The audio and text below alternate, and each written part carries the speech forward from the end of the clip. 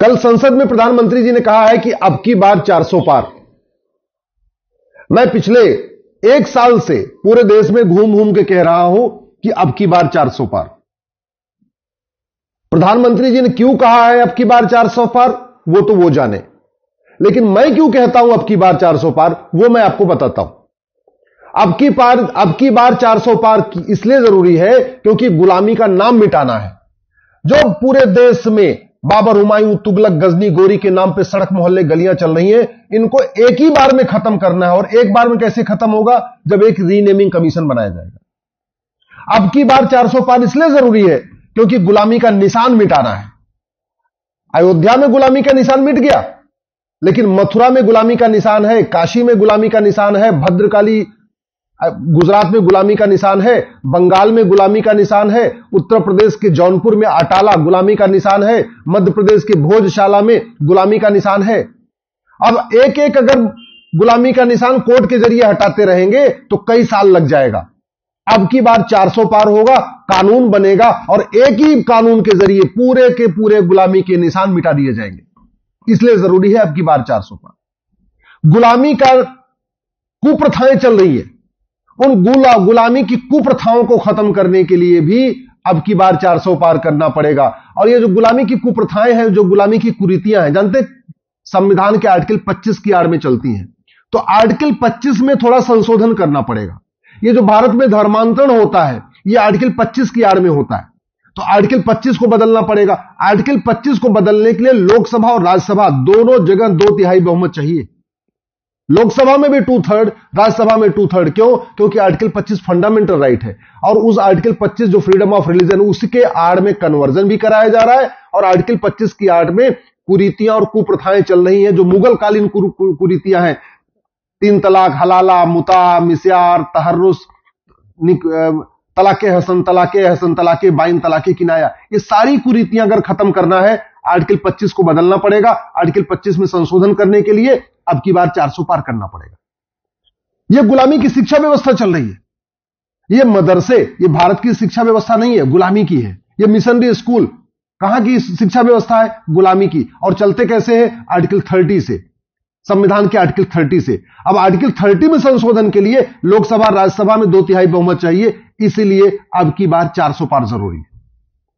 गुलामी की चिकित्सा व्यवस्था चल रही है, जो भारतीय चिकित्सा व्यवस्था है, योग, आयुर्वेद, नेचुरोपैथी, इसको खत्म करने के लिए नेहरू जी ने 1955 में कानून बनाया था। उस कानून को बदलने के लिए, उस कानून को खत्म करने के लिए और भारतीय चिकित्सा को बढ़ाने के लिए, आयुष को बढ़ाने के लिए भी आपको अब की बार 400 पार चाहिए। इसी तरीके से गुलामी की दंड व्यवस्था चल रही है।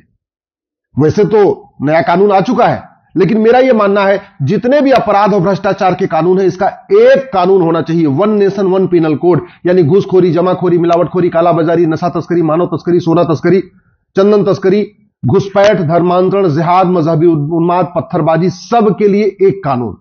और कानून कैसा कि जो अपराध करेगा उसकी 100% प्रॉपर्टी जब्त होगी, उसको कम से कम 50 साल की सजा मिलेगी और उसकी नागरिकता खत्म होगी। अब नागरिकता खत्म करने के लिए आपको अब की बार 400 पार चाहिए। याद रखिए, आज तक किसी की नागरिकता खत्म नहीं हुई है क्योंकि वैसा कानून नहीं बना है। अब की बार 400 पार होगा तो सिटीजनशिप एक्ट को बदला जाएगा और उसमें नागरिकता खत्म करने के लिए कंडीशन भी स्टेब्लिश करना पड़ेगा, उसमें कई सारी कंडीशन डालना पड़ेगा। अब की बार 400 पार इसलिए जरूरी है क्योंकि गुलामी की पुलिस व्यवस्था चल रही है।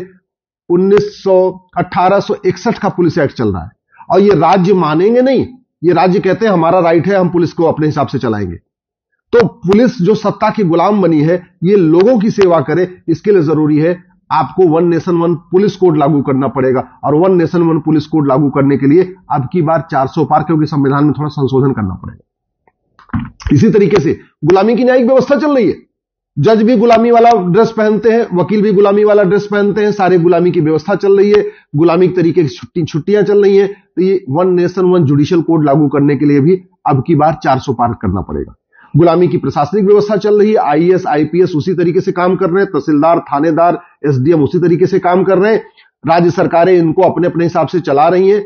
1 नेशन 1 एडमिनिस्ट्रेटिव कोड लागू करने के लिए भी अब की बार 400 पार करना ही पड़ेगा, तभी जाके 1 नेशन 1 एडमिनिस्ट्रेटिव कोड लागू हो पाएगा।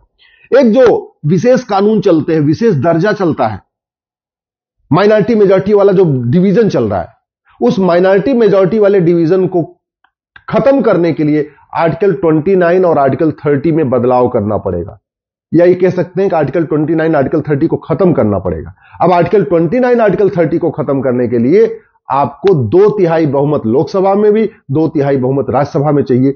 इसलिए जो प्रधानमंत्री जी ने कहा है ना, हम अगले 1000 साल की फाउंडेशन रखेंगे, अगले 1000 साल के लिए कैसा भारत होगा उसकी हम फाउंडेशन रखेंगे इस तीसरे कार्यकाल में, तो वो तभी रख सकते हैं जब अब की बार 400 पार होगा।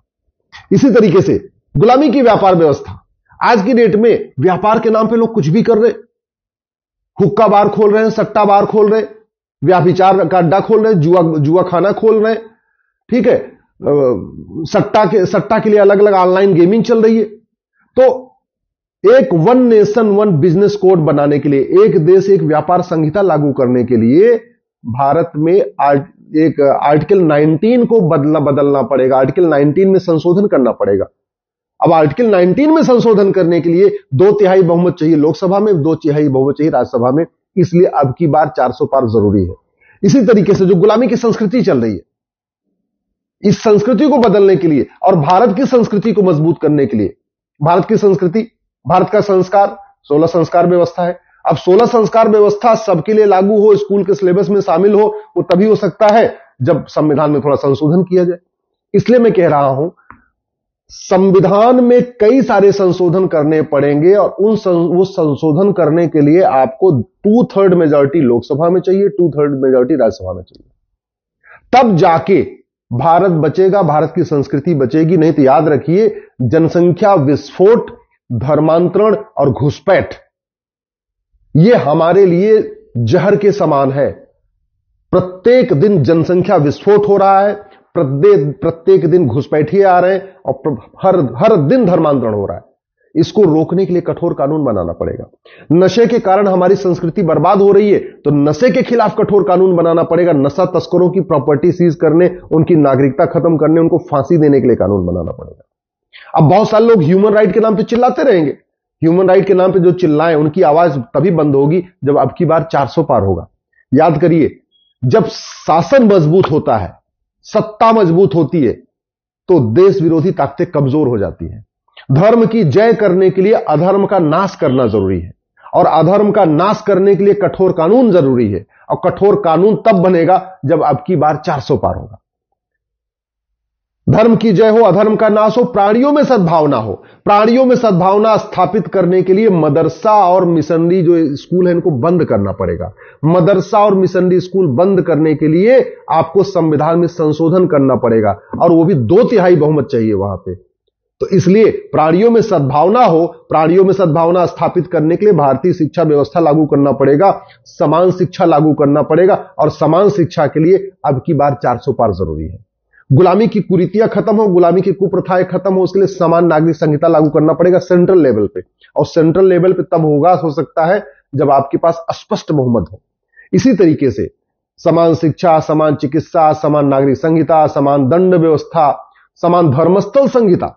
अभी देखिए आज की डेट में मठ मंदिर सरकार के कंट्रोल में है, मजार दरगाह मस्जिद सरकार के कंट्रोल में नहीं। वो कैसे? वो कह रहे जी हम तो माइनॉरिटी है। तो उसको बदलने के लिए, सबके लिए एक कानून बनाने के लिए, एक समान धर्मस्थल संहिता बनाने के लिए भी स्पष्ट बहुमत जरूरी है लोकसभा और राज्यसभा में। इसलिए मैं आपसे निवेदन करता हूं, दल गुलामी छोड़िए, पार्टियों की गुलामी छोड़िए, अब की बार 400 पार केवल और केवल भारत के लिए करिए। भारत को मजबूत भारत बनाने के लिए, भारत को विश्व गुरु भारत बनाने के लिए, एक सबल भारत बनाने के लिए, एक साक्षर भारत बनाने के लिए, एक समृद्ध भारत बनाने के लिए, एक समावेशी भारत बनाने के लिए अब की बार 400 पार करिए। और अब की बार अगर नहीं किया तो याद रखना, आने वाली पीढ़ियां हमसे सवाल पूछेंगी। हमने, हमारे आपके पिताजी ने, हमारे आपके चाचा ने, हमारे आपके ताऊ ने 1984 में अब की बार 400, उस समय 400 पार किया था। राजीव गांधी को 400 से ज्यादा सीटें दिया था, उसके बदले उन्होंने घटिया कानूनों का अंबार लगा दिया। हमारे आपके पूर्वजों ने, हमारे आपके पिता ने, चाचा ने नेहरू जी को 400 पार किया, उसके बदले उन्होंने घटिया कानूनों का अंबार लगा दिया। मैं नेहरू जी ने क्या क्या महापाप किया उस पर अलग से चर्चा करूंगा।